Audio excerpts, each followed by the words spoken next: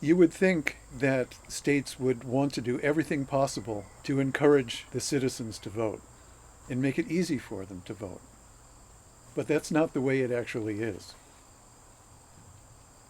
This exhibit, Does My Voice Count?, documents two visits that I made to Mississippi, one in 1965 and the other in early 2020. It has a common theme, and the theme is voter suppression. I've been very concerned for most of my life with fairness and justice. And when I see the kinds of voter suppression, the intentional limiting of people's voices to vote, I felt that I needed to do something about it.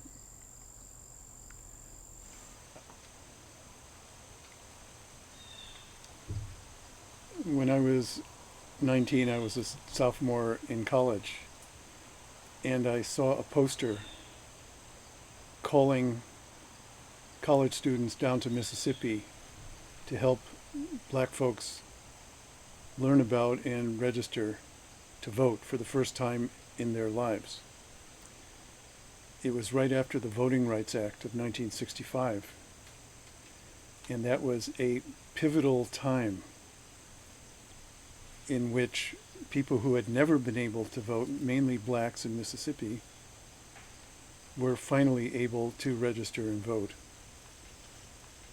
Before the Voting Rights Act of 1965, there were tremendous obstacles to blacks voting and also to living as free people. I was raised with a sense of social justice and fairness and a sense of equality. And when I had the opportunity to go down to Mississippi during the Christmas break and help register black voters for the first time in their lives, I thought that I could be of help. And I volunteered as a photographer and as a helper. And so a group of college students went down to Mississippi, got trained in nonviolent tactics, cultural appropriateness, the logistics of how to protect ourselves and the people we were trying to help.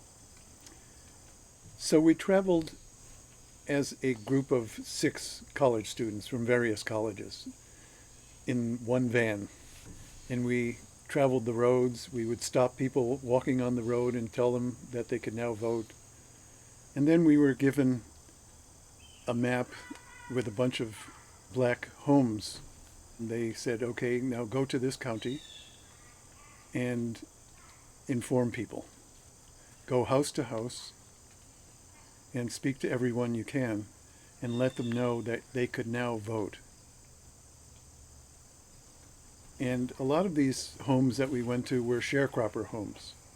The level of education was not very good, but when they found out, either through us or through some other means, that they could vote, they were very glad to vote. In fact, in the first 2 years after the Voting Rights Act, the number of black Mississippians who could vote went from 6% to around 60%.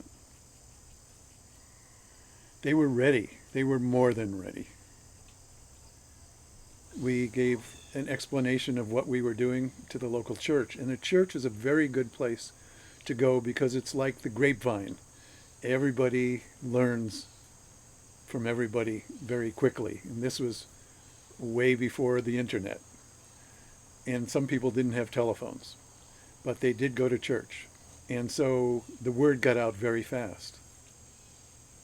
So we were advised during our training to not be in town as much as possible, to not get out of our car as much as possible, and to not interact with white folks. We were assigned to various host families, and I went home with a couple of other students to the home of Mr. Ball, who was a local black activist.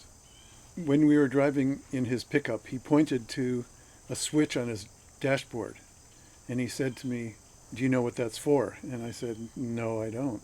And he said, "When the KKK is chasing you at night, it turns off your taillights." And it's a good way to lose them in the night so they don't harass you or torture you.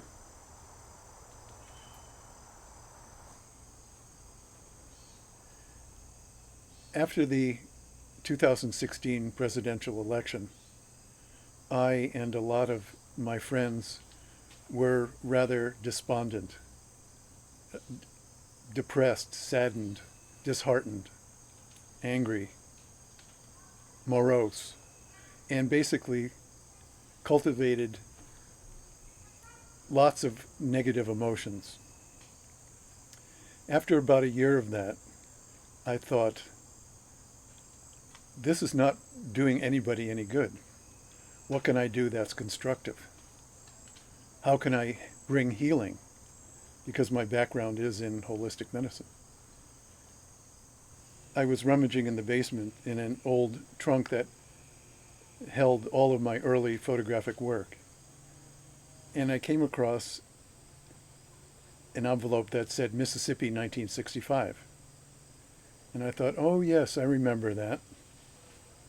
I hadn't seen the envelope in 50 years. But I took them out and there were a bunch of negatives and I started to restore them and I realized that there's actually some very nice photographs for a young photographer at age 19. And I realized that maybe I could use this as a way of talking about voter suppression now. And so I have been doing public conversations with people of all ages and in all venues in various states for the past couple of years. Last year, I thought it would be really interesting to see what's going on in Mississippi right now in terms of voter suppression. And so just before the COVID times, I arranged through the Mississippi NAACP and other wonderful organizations, civil rights organizations, churches, and others, to interview maybe 8 or 10 people who could speak to the issue of voter suppression now in Mississippi. My first stop after returning to Mississippi 55 years later was to the church I had been at many, many years ago, the McGee's Creek Missionary Baptist Church. Most of the church elders and community elders that I saw didn't remember many of the people in the pictures, but they certainly remembered the times. I showed them the photographs that I had taken in 1965, and some of them brought back tremendous memories of their relatives and loved ones, and also some of the hardships of a segregated past. I was privileged to visit the home of Miss Florrie Smith, who at age 97 remembered a lot about her early life as a community activist in Walthall County. She told me about the lynching of a friend of hers. She told me about the terrible indignities of being denied the right to vote. But she also kept persisting over and over again. She stuck with it.